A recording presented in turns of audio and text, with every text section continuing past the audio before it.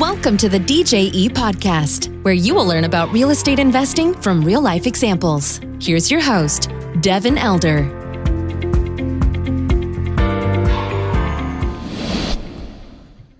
Today on the podcast, I am thrilled to have with us Omar Khan of Boardwalk Wealth. Just a quick little intro. Omar has been investing in real estate for the last 10 years. In real estate and commodities, $3.7 billion in capital financing and M&A transactions, has syndicated large multi-million-dollar deals across the United States. He's advised many high net worth individuals and entrepreneurs on their real estate portfolio allocations, and is a global citizen living in Dubai, Toronto, Calgary, and Dallas. So without any further ado, Omar, welcome to the podcast. How are you? I'm good, Devin. Thank you for that very good intro. I hope I'm able to live up to those standards. Hey, I like it. Yeah, sounds great. So we've talked offline quite a bit about all kinds of things at conferences and on the phone, all things multifamily related. But one of the things I'm really excited to talk to you today about is some underwriting and specifically some visual things. So for those of you listening on iTunes, make a mental note to go back and look at the YouTube video because we're going to have some great visual content today. But before we get into all that, Omar, let's kind of dive in on your background and what led you into multifamily real estate investing. Well, my background, I thought was kind of typical, but I realize now when I talk to some people here, it's somewhat atypical in the sense that my family's always owned commercial real estate. That wasn't their main business. That's where they just parked their money in a few three countries now, actually. And it was always a good part of our portfolio, like the family's portfolio. So, but not a lot of residential. I'm talking like, everybody has a house, but they don't have like 10 houses or 30 houses, right? And all of the money is being funneled into commercial assets. And growing up, I just thought, well, that's what people do, right? Because that's what you're surrounded by. And it turns out now that I'm doing this full time that is somewhat of an atypical path, number one. Number two, what had happened is my family's somewhat fairly financially sophisticated. So, as a natural corollary, I kind of went into finance. My dad was in finance. He's an engineer.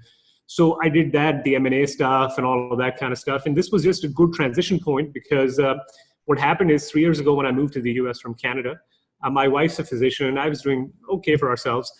We wanted to basically mitigate our tax exposure. We were just done, man. I was done paying that many taxes, right? So mitigating that tax exposure, and a bit of that was also the fact that a lot of my family friends, a couple actually, this family friend of ours, they own an extensive office and a retail portfolio in Houston. And they had bought in the mid-90s, right, when the Houston market was in the toilet. Right. So when I moved down here, I kind of helped them structure some of their things because what happened is, now that the kids are grown, people want to pass it on to the next generation. Not everybody wants real estate. Somebody wants cash. So, all of those little things, right? So I kind of advised them on that. And then, I just started meeting people because we wanted to place our own money, our family's money, our network's money. And, met people like you, met a lot of other people. We partnered up with some of them and we run our own deals now. So sorry, that's a long-winded way of saying that this wasn't planned. But it was a result of small little pivots I had to make over a period of time. Right. And I have to imagine the finance background was an excellent preparation for what you're doing now, especially in terms of underwriting and so forth. Can you speak a little bit to your financial background and expertise as it pertains to underwriting? You've seen, and I've seen lots of people come to the multifamily investing space from all kind of every imaginable background, right? And I think sometimes the complexity of the underwriting is overwhelming to somebody without a financial background. Yeah. Look, well, I can tell you the financial expertise hasn't hurt, for one. Number two, the big thing is, for instance, because I was on the investment banking side, M&A side, the big thing, look, financial expertise is one thing which I feel you can learn. It's not the end of the world.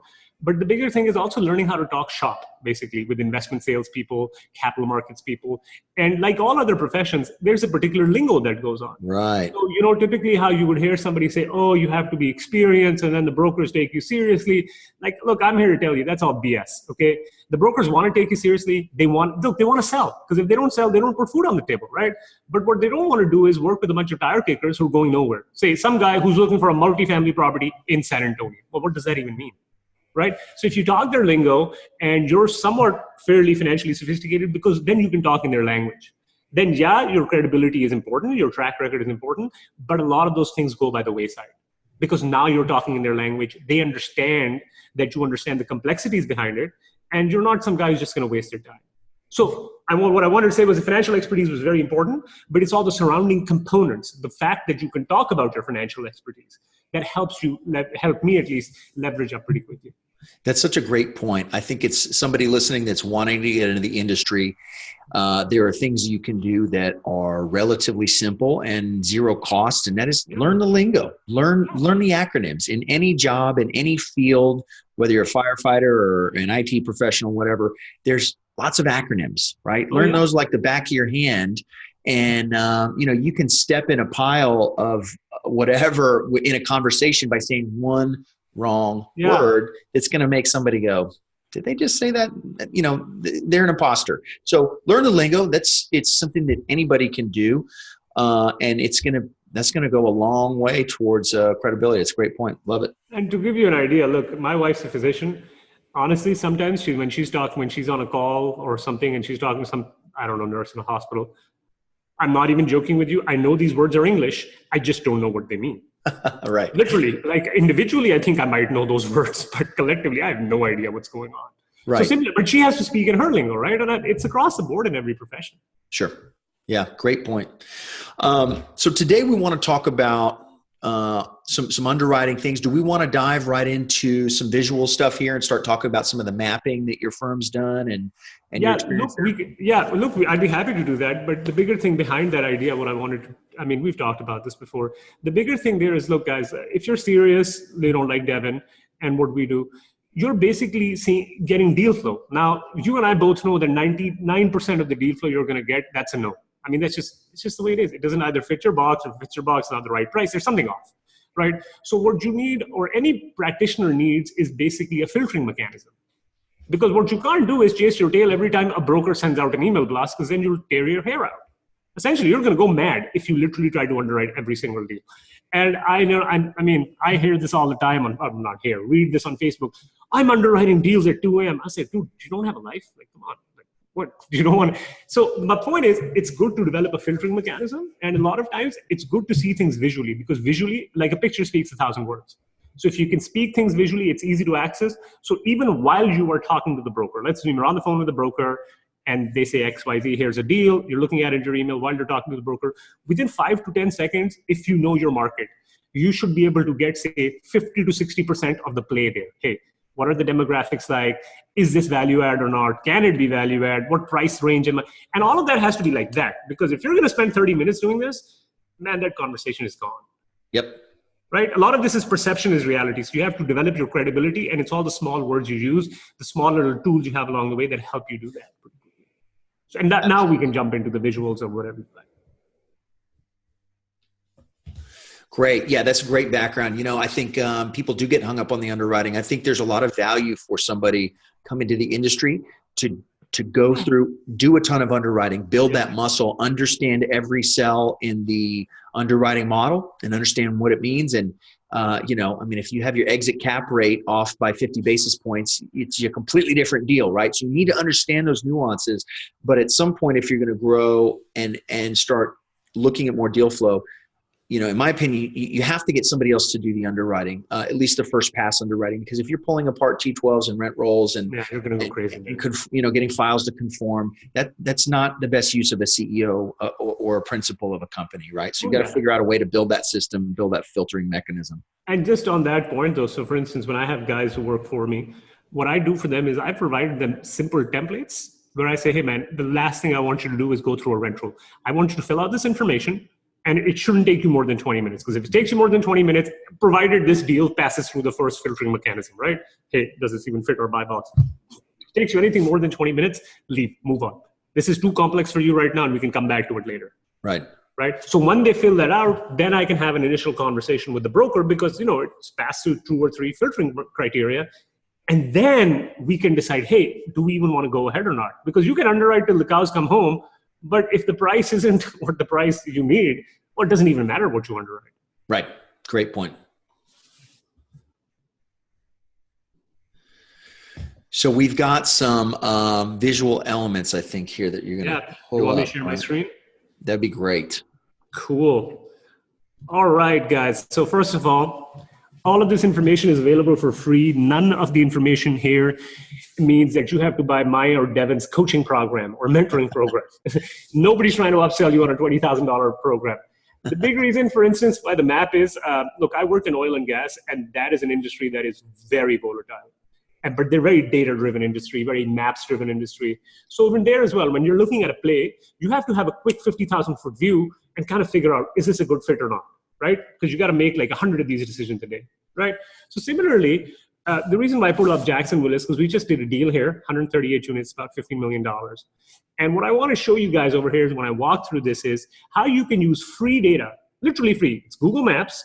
And then median income is basically available for free. Elementary schools, all the data is available for free. How can you use Google Maps, use free data to basically within 10 seconds of getting a deal, getting an address, let's suppose, not even anything more than the deal, able to figure out what the play is, develop your credibility with the broker, and then literally have them send you more deals because now you've done both of these things, right? So let's get into it, right? So this is a map of Jacksonville, right? Look, now if you just see it on Google Maps, it doesn't really tell you anything. I mean, it just tells you where, I guess, big things are. But what did we do? Basically, divvied up the map by median income by each zip code, right? So now I kind of see, you see how it's building up to basically fill out the whole map, right? So number one, for instance, I'm going to, I don't know, make up like an address here. Let's assume I don't even know this address. I think it's there. Now I basically said, I'm going to search for this address, right? So right off the top, if a broker sends me something, I'm going to zoom out, right? Because that's just the way it is. Broker sends me something. I know looking at the color coding here, even if I didn't know anything else, right? If I go down, the household income is, median income is between $40,000 to $60,000, right? Now that in and of itself gives you a lot of information. Absolutely. Right? Yep. Without even doing anything, right? Because now you know, for instance, look, if the rents are, say, I don't know, $800, you basically have room to push them, provided all other things are equal, push them to around the $1,000, $1,200 mark because people actually have the income to pay you something, right? Because if this was, say, a sub $40,000 market, well, what are you going to do, man? I mean, if the rents are already at $1,000, where are you going to push them? What kind of value add are you going to do, right? Then on top of that, for instance, I layered this on with, typical with workforce housing. Most people are looking for areas that have decent schools. Now, these are public schools, right? Not private schools. So what I did is kind of put all the best, and best is a relative term. I took like 6 or 7 above 10, let's say 6 or 7 out of 10, and put them here. Now, I'm going to show you one or two more things, and then I'm going to show you something else that you can. So now you kind of see where is the flux, or where is the trend of schools? Where are they more predominant, right? Then, for instance, this is the thing we call path of progress, guys. You can call it anything else, right? This is basically yuppie stuff, right? Whole Foods, Trader Joe's, Starbucks, right? Because poor people can't afford Starbucks or Whole Foods, right? So it's only upper middle class people who are going to be going here, right? But what does that tell you? That tells you that, for instance, again, we're just talking visually, right? That if, let's suppose we take this out, we go someplace over here, right? Let me zoom in. You see this area that I'm highlighting over here? Right. Now we know, for instance, what is this over here? There's a Starbucks over here. There is a Walmart Supercenter here. There's a couple of nice schools, and there's a whole bunch of things around it, right? Again, don't know any information more than that. Don't even know which vintage this was built. Kind of get an idea, right? Then moving along, and this is actually very important in places like Texas, which are non-disclosure states. Because in Texas, because they're non-disclosure, we don't get sales comps easily, right? So we've got to rely on, hey, I know Devin. Devin bought a deal there at $80,000 a unit, right? That's the extent of my intelligence, right? Because nobody's going to publish that because then you have tax consequences, right? But in other states like Florida, Georgia, Phoenix, they are disclosure states, right? So for instance, we basically put like, what were the sales comps in 2017, right? What are the sales comps in 2018? Right? Because now what starts happening is fun little things start happening. Guy tells you, hey, this asset over here is, I don't know, worth $100,000 a unit, right? Right. Again, we're not even doing any underwriting, right? Well, we say, hey man, the Southwood Apartments sold in, what is this yellow for? 2018, $5.1 million. Let's do the rough math. 5 divided by 86. 59,302 a door, right? And the property right over here, 13,160,000. That's probably going to be around 80,000 or 75,000. Laurel Points sold for 75, 80,000. Why are you at 100,000? Right. right? Love it. Now the guy can look. He or she can have a very legitimate reason. Maybe this is a newer build, or maybe all the value add has been done, and now the sponsor wants to get out. But again, all of this information, you are literally, once you've built this out, are able to get within 30 seconds, less than 30 seconds. So while the broker is going on his marketing spiel, boom, you start hitting him with points. Hey man, what's going on? Why are the comps here? Why are the rents here? I see there's this thing there. There's two things that does. It gives you more information because now the broker is put on the spot, right? They got to justify their paycheck.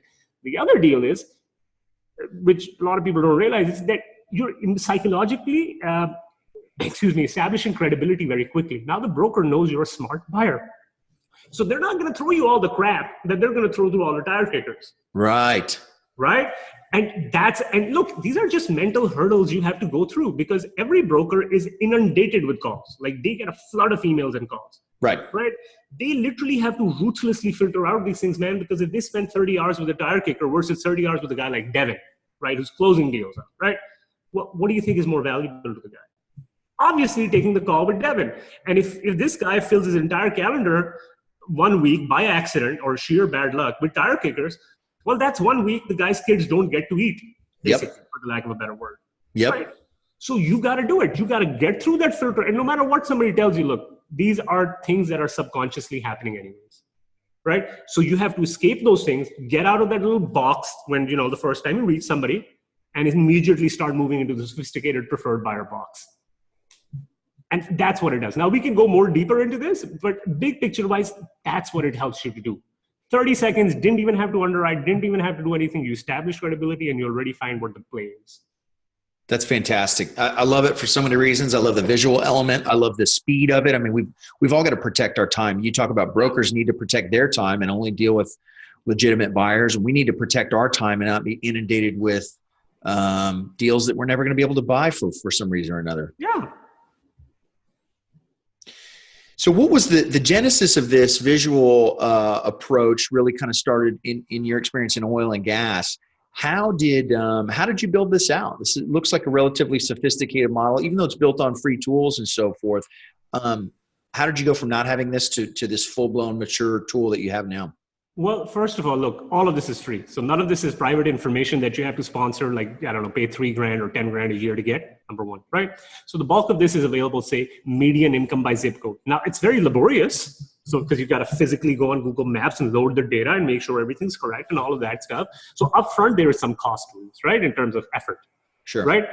Now, why I did this is because I'm a big believer in like filtering mechanisms, right? Look, man, I'm not going to underwrite something if it doesn't fit my buy box. So why even bother?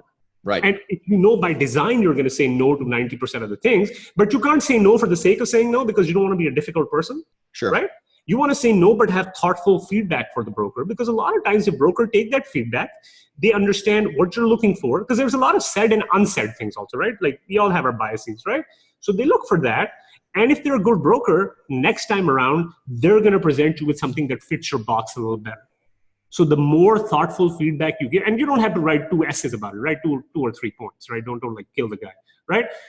That helps the broker, but it also helps you, because every single time you don't do a deal, and let's assume that deal does get sold in the market for whatever price, you can always reach out to the broker. What I always do is anytime I get a broker blast which says they sold a deal, I always congratulate the broker. Hey, congrats on a good job.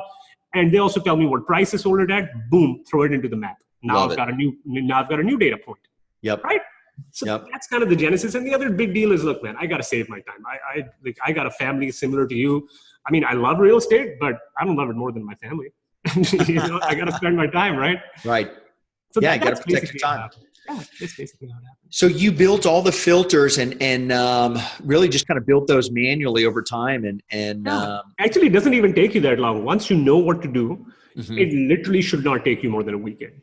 That's it if you're taking breaks in between. Yeah. But if you don't know what to do, then obviously it takes a little longer, right? Yep.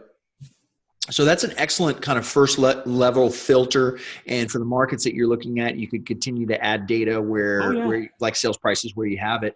What talk through, your process at Boardwalk for it passed the initial visual map filter, maybe on median income and proximity to Starbucks, who's done a ridiculous amount of due diligence and demographic research before they put in. what does it look like from there with you guys on a prospective deal? Well, what it also looks forward there, again, there's another filtering mechanism, right? Number one is the investment criteria. Number two is the map. Number three is because we're only in a few markets.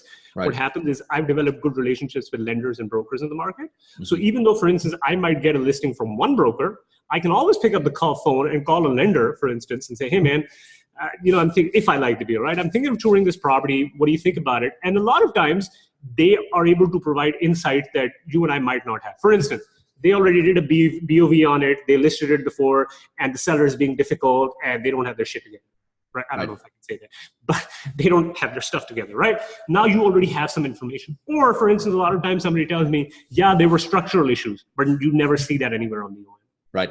Right? First of all, that. Number two, what can happen is if a lender has done a lot of deals in the market, they can try to give you, before you even go in, if it's a good lender, they should be able to size up the loan for you within like 5 minutes. Right. Boom. Hey, these are the 5 properties around it, similar vintage, similar size.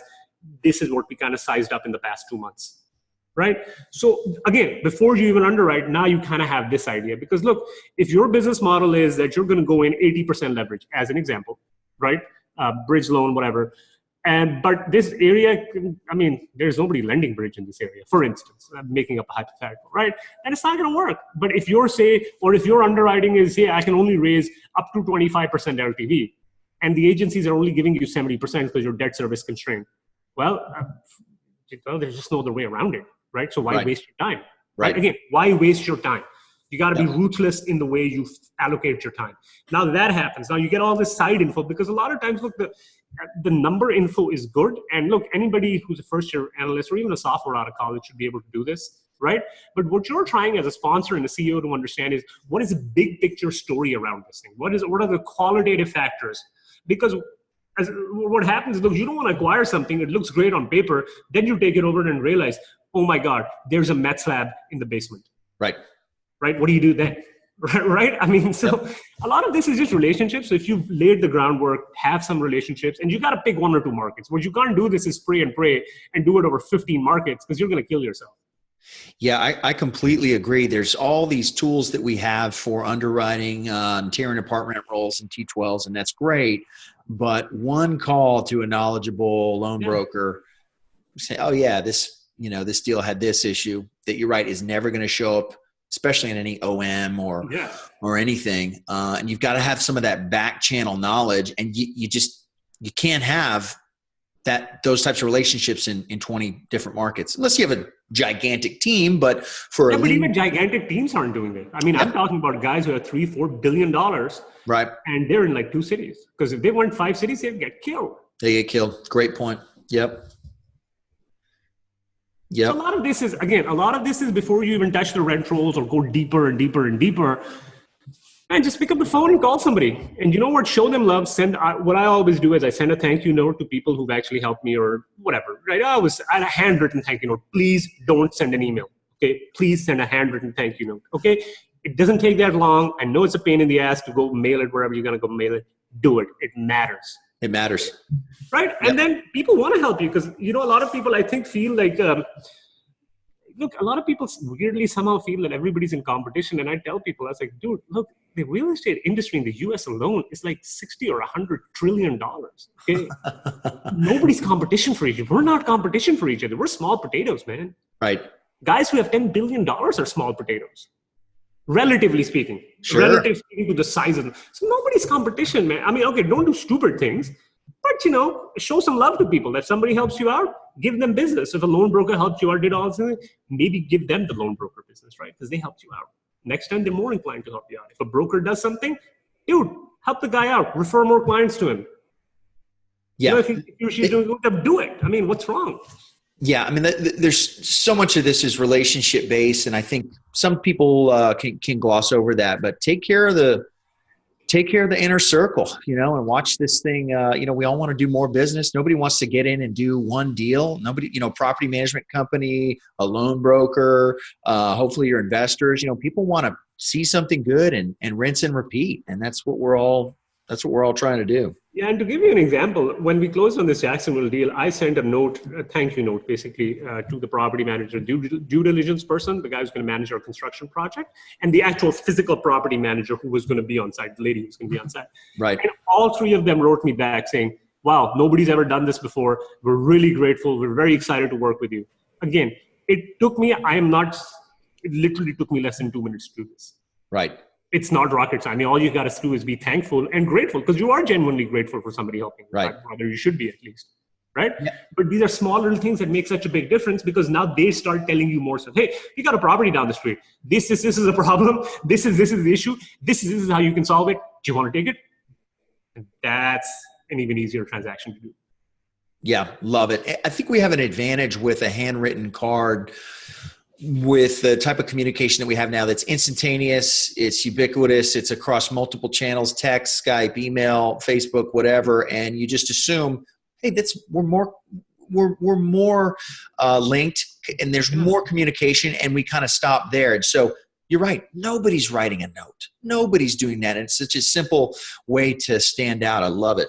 And honestly, man, if you've got 30 of these, take an hour out and bang these out in one hour. Done it. Yep. Don't even do it one at a time. Do it in 20, 45 minutes to an hour and get it out of your life. Think of this as a chore. Think of this as eating vegetables. You got to do it the way around it. You know, I've got a bad thank you story on a property we closed last year. There's 28 investors. I wrote them each a heartfelt thank you note. I did it kind of in batches because, you know, I couldn't sit down and write 10 in a row. It felt disingenuous, right? Yeah. So I did it in batches over the course of a couple of days, stamped, envelope, address, everything, all ready to go. Put them in my drawer and said, okay, you know, obviously I'm going to wait till we close and fund before I send these things. I don't want to jinx the deal. So it was like, okay, this is going to be great. People are going to love this. And then about a week ago, I was cleaning up some stuff and I opened the file drawer. And this was like months after the property closed. And I said, you know, I'm not going to send them now. They're already getting my emails and they're already seeing, you know, progress. This is why when you close, this is why I'm telling you, man, because I think I had something like this in the back of mine where I said 1 hour, do it, and then force yourself to go mail it. Otherwise, it's just going to be on your desk. And that's right. Yeah, that's right. So definitely write the letters and also be sure to mail them or delegate that to somebody else. But yeah, I think it's in the age and the communication that we have now, something tangible goes a long, long way. What are you guys seeing right now? If we could kind of shift gears to where we are, you know, we're recording this podcast early Q1 of 2019. So early 2019, you know, there's a lot of talk about how long we are in this cycle, about asset prices, about, you know, you and I are both value-add investors. We're looking for ways to force some appreciation. What are your thoughts on kind of where we are in the cycle and what are you seeing out there as you're underwriting deals? Devin, look, all I'm seeing is you got to do more work, but all these people, I don't know, maybe this is just me. A lot of times I feel like, what are people complaining about? People are complaining about they've got to do more work. Really? You got to justify your paycheck. That's what you're complaining about? Because nobody complained about when things were really easy, if you think about it, right? Nobody is saying, oh my God, this is so easy. Maybe I don't deserve all this money that's coming my way. Right? Nobody says that, right? So my point is, when I hear a lot of these folks saying, oh my God, things are really hard, it's like, yeah, you know, it's supposed to be hard. If it was easy, everybody else would be doing it. Love it. That doesn't mean I enjoy it being hard. I don't like it being hard. I wish everything was given for free to me, ideally. But I mean, what are you going to do, man? You got a job, go do it. You don't get a pat on your back for doing the job you were supposed to do. Yeah, I love it. And you know what it does is it eliminates a tranche of competition as well. And I'm a very cooperative minded person as well. I don't see this as some dog eat dog zero-sum game because in my experience, it absolutely hasn't been. But there's a certain subset of people that might be bidding on deals with me that they're just not going to be able to keep up. And I think that's a great thing. Yeah. All I'm saying is you don't get a pat on your back for doing the job you were supposed to do anyways. You know? No participation trophies here. No participation trophies here, yeah.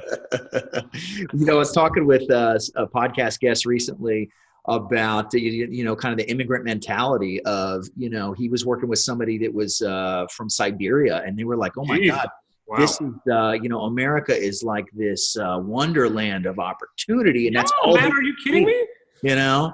And such a great perspective because it's absolutely true. It's just. Kevin, let me tell you this, man. Okay, I've lived in multiple countries. Uh-huh. There is no freaking way I would be 1/10 scaling up in this fast, this quickly, literally in any other country, even if you gave me the money. It Love would it. be. That's such a powerful statement. Number two, man, honestly, the amount of opportunities you have in the US, dude, I mean, you practically have to be blind and not wanting to work to not see the amount of opportunity. I mean, it's freaking crazy. When Texans tell me things are expensive, I was like, buddy, you got to get the hell out of Texas to realize how great Texas is, man. Texas is freaking awesome. Yep. Yeah. But Omar, they're asking $70K a door for this property. You don't understand? Man, aren't you kidding me? I lived in Toronto. Okay, $70K a door doesn't buy you a toilet in Toronto. Love it, man. What are some of the things when you're putting a team together on the due diligence? I mean, it's such a critical time, right? But you've got a property under contract, and you've got 30-day due diligence, 45 days to close, and during that time you got to raise the capital. But what do you see have been some things that have been, I guess, helped you be successful during that critical period when you've got an LOI accepted or you're under contract, but you haven't closed yet, and you really got to dial in your numbers and fine tune things before you close? What are some things that have helped in that piece of the puzzle? Well, number one, you need to have good partners, right? And like you said, if some partners aren't keeping pace, you maybe don't say it during the transaction, but when it closes, kind of gently part ways in a polite manner, because people have to earn their keep, number one. But number two, what we also have to do is partner up with the right people. Or with the right skill sets, because say somebody who's great at capital raising might not be good at actually the operation side, and vice versa, right? But they're both very important tools. And then big picture wise, I'm a big believer in checklists, because I feel checklists basically means that you cannot use your brain and still come out looking fine. That's the way I look at checklists. So I particularly use a lot of checklists, and I use Asana, a project management tool. I don't know if you probably heard about it. Have you? Yep. Right.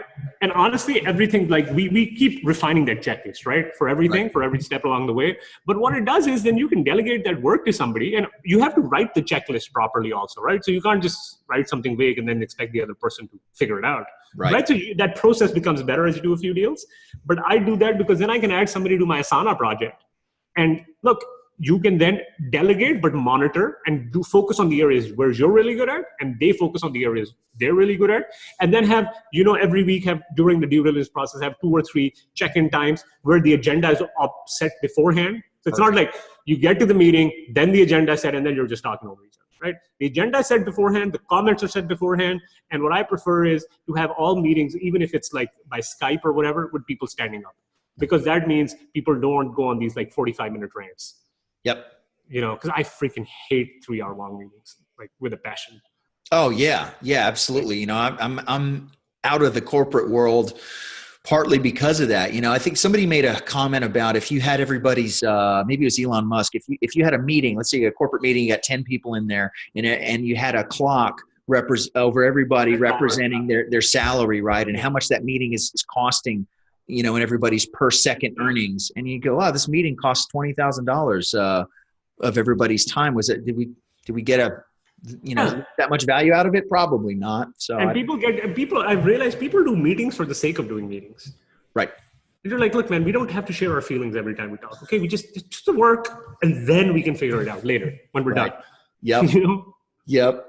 One of the things that helps us, I'm a huge fan of checklists as well, and tasks. And, one of the things that was a challenge for me that turned out to be kind of a blessing was working with one of our virtual assistants and having, me having to develop a lot of the training. I said, I have to get really granular with this stuff. And really simple also. You have to be clear, because you can't have any word that has like 5 meanings. Yeah. So really clear and simple. So we've really developed this whole company directory of these 2-minute videos for every process within the company. So now when we have a task, we say, here it is, and here's the video. In case you haven't done this task in a month, here's a 3-minute video explaining it. And so I've been able to really pull it apart and create a system to where, my benchmark is I need to be able to pull somebody off the street, no industry knowledge, and have them be able to complete that one discrete task. And if they can complete that. I have a less polite way of saying this when I tell my guys. I was like, look, you've got to be hungover, hate your life, and you still should be able to finish this task in 20 minutes.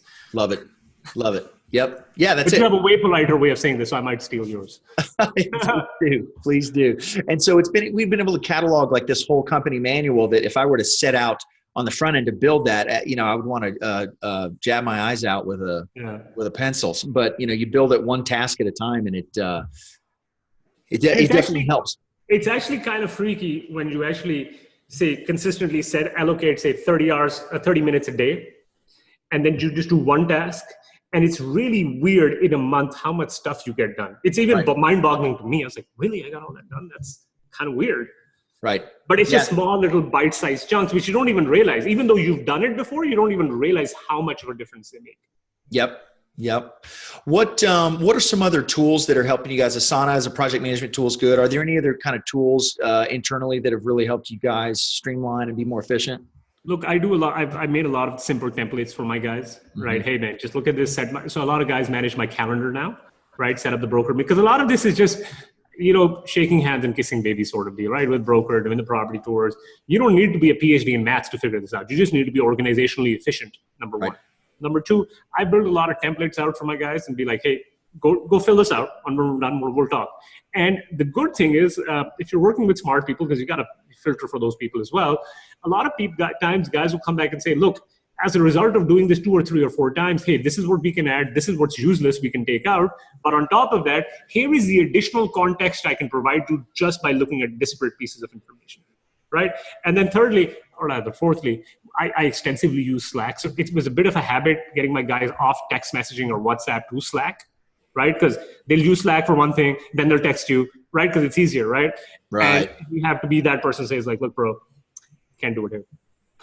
I hate texting for business. I mean, there's no flagging. There's no visibility for anybody else. It's the worst. Yeah. But I mean, it takes time. But once people are on a system, it's like your video series, which by the way, I really love your video series, the ones you post externally as well. I think I told you that, right? I really like that. Oh, thank you. So yeah, look, a lot of this is bite-sized chunks. So you probably shouldn't do this on your first deal, but take portions of this. Yep. Yeah. What do you have for someone that is learning interested in learning about multifamily? They're maybe they've read some books, they've seen some of your excellent content online, and they want to get into the industry. What do you have to say to that person as kind of some advice? Well, number one, I would suggest that they read my blog, and this is not in a self-serving way. The reason why I write that blog is because what was happening is that when I was going online, a lot of things that I knew financially and all that kind of stuff. First of all, I was getting the same question by investors, number one, or partners. Number two, what was happening is that a lot of content online, and one of my marketing guys, actually, Sean, told me this, that a lot of blogs you see online, they're like 200 to 500 words, long. They're really fluffy content. What are the top 5 growth markets in Texas? Who cares about that, man? I mean, if you're not in any one of those markets, who cares? And they're just regurgitated content because people post content for the sake of posting content. Right? And it doesn't provide you any value. So I took the opposite approach, and it's actually painful to write these 1,500, 2,000 word posts. It's pretty freaking painful, right?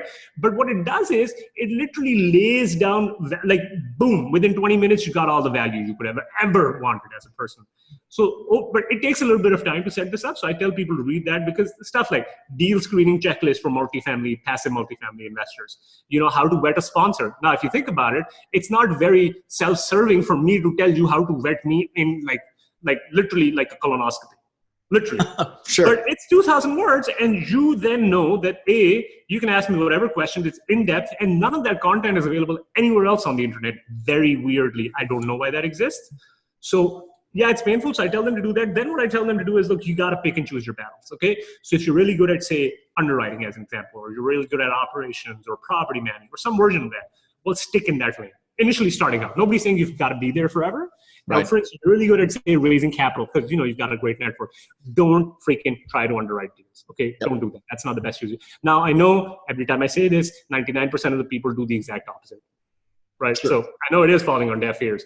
But you've also realized in your business, there's no freaking way, man, that the best, highest usage of your time is underwriting deals or like whatever.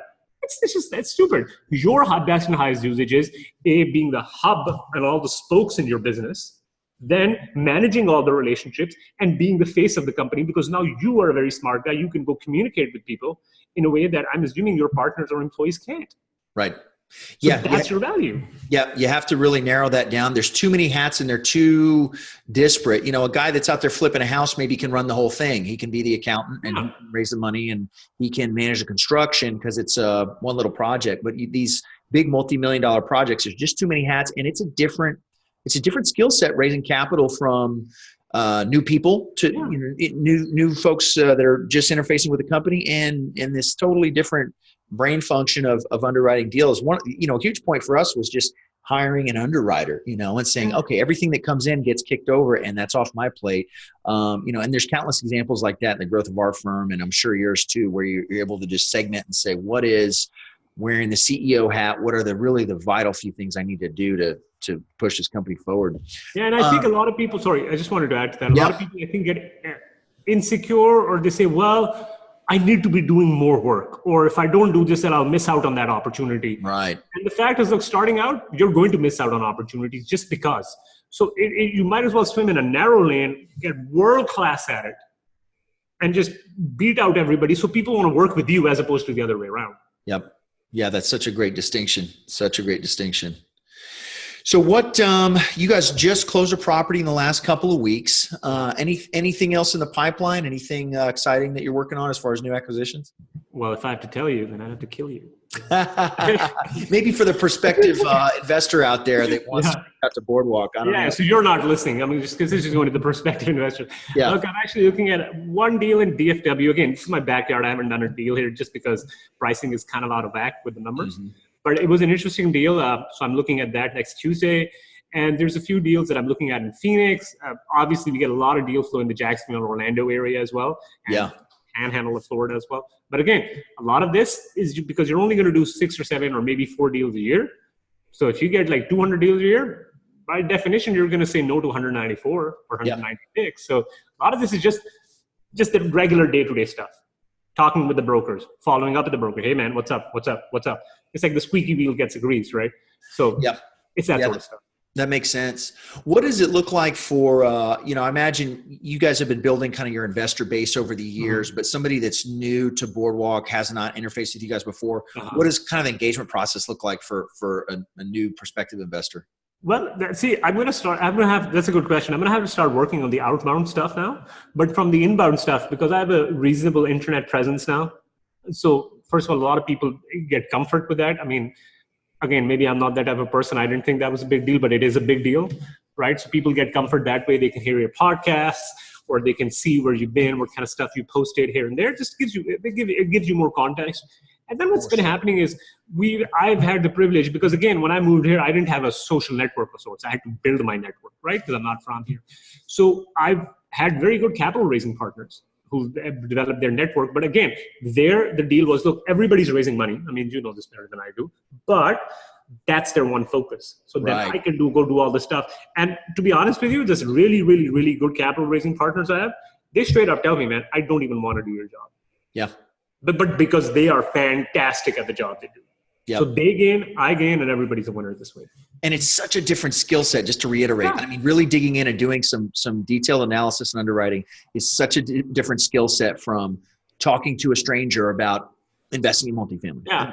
Totally different skill sets. I mean, I know a guy, honestly, he's literally gone to bars and gotten investors.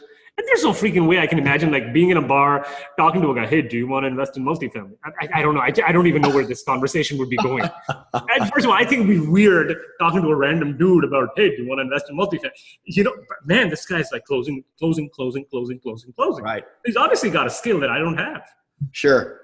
Yeah. So, hey, that's great. Everybody gets to specialize in what they do, come together. These deals are so big, the pie's so big that we say, hey, yeah, here's some allocation of the GP for this and for that. And there's, it's plenty to go around. It's not like you're splitting up, a $20,000 profit on a flip house, where you can't have 3-4 partners in that thing. It just falls apart. But on a $10 million deal, absolutely put the team together. My suggestion is be a little generous up front that these people want to work with you. So when you're generous and when they start seeing other opportunities, because you made it so easy, you facilitated them, you respected them, you honored them for their time, they are going to be the one doing the sales for you, not the other way around. That is such a tremendous point, and it's so true. And that rings true for us and for my firm. Be the kind of person that people want to work with, that you'd want to work with, and watch it grow automatically. It's amazing. It's amazing. I love it. So first of all, anybody listening, definitely Google Boardwalk Wealth, and Omar has put a tremendous amount of energy into these posts. They're really like the best posts that I've seen in this space in terms of the depth on specific topics. So there's a lot to learn. You'll be better for it. What's a way for the best way for people to connect with you, maybe prospective investor or want to learn more about the multifamily space and what you guys are doing? I thought you'd never ask, Devin. You can reach me at Omar, OMAR, at Boardwalk Wealth. That's one word.com. I'd be more than happy to answer any questions you have. And a lot of times what happens is if I can't specifically answer that question, I'd be more than happy to connect you with somebody who this is their expertise. Right. And I have lots of people who reach out to me and they say, hey, what do you think about this deal? And if I know a sponsor and I know they're really good, I always say, oh yeah, you should definitely work with this guy. He's got a great reputation. Because a lot of times it's not even about the deal. It's about the person behind the deal. Yep. So, okay, yeah, this guy's got great reputation. Go for it. Or this guy, it's not, a lot of this is marketing hyperbole. So, look at the deal a little more than you look at the person, that sort of stuff. Yeah. Yeah, that's such a great point. And it gets to be a very small world. You're talking about syndicating these 100+ unit properties. It's a very small world. And it's weirdly small, right? I've had guys tell me, oh, I heard you on a podcast. I was like, dude, you live in like the other side of the country. Right. What's going on? I understand how the podcast work, but you understand it's just the distance part is like we haven't even met each other before, right? Right. Yeah, so it's an interesting take. I think what you're saying is absolutely right. Yeah. Well, excellent. Well, I've gotten a lot of value out of this. Thank you, Omar, for adding a lot of value. You guys listening, be sure to watch the video. If you're just hearing this on audio, go find the YouTube video of it and reach out to Omar at boardwalkwealth.com. Omar Khan, thank you so much for your time today. Really appreciate it, man. Thank you very much, Devin. I'm very honored to be on your show. Thank you for listening to the DJE podcast. For more information, please go to djetexas.com.